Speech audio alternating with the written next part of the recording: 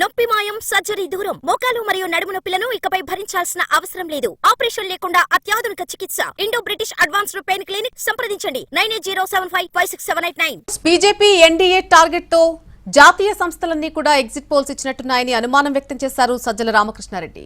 ఏపీలో గుర్తింపు పొందిన సంస్థలు వైసీపీకే అనుకూలంగా సర్వేలిచ్చాయని అంటున్నారు ఆయన. జగన్ ను ఓడించడానికి ఏర్పడ్డ 3 పార్టీల కూటమి గట్టిగా ఈసీపై ఒత్తిడి తెచ్చిందని ఆరోపించారు ఆయన. పోలింగ్ కు చేసినట్టే ఎగ్జిట్ పోల్స్ తో కౌంటింగ్ ను ప్రభావితం చేసేందుకు కూటమి నేతలు యత్నిస్తున్నారని అన్నారు.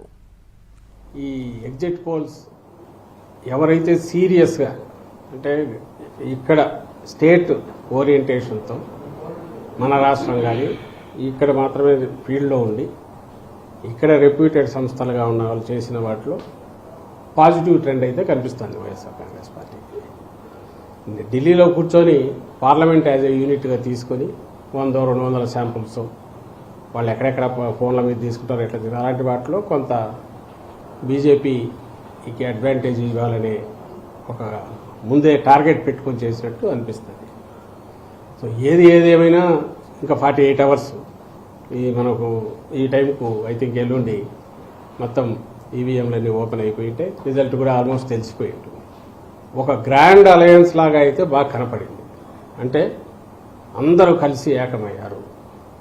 జగన్మోహన్ రెడ్డి ఒకరో ఒక పక్క ఉన్నారు. అందరూ కలిసి ఏకమయ్యారు అన్న దాంతోపాటు వచ్చే సౌండ్ ఏదైతే ఉందో అది మాత్రం చాలా పెద్దగా వచ్చింది.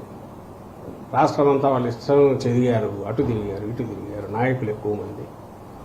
పోలింగ్లో కానీ పోలింగ్లో కుదరకపోతే కౌంటింగ్లో కానీ ఏమైనా ఇన్ఫ్లుయెన్స్ చేయగలమనే ప్రయత్నం ఏమైనా చేస్తున్నారేమో అనే అనుమానాలు బలపడుతున్నాయి, వరుసగా జరుగుతున్నవి.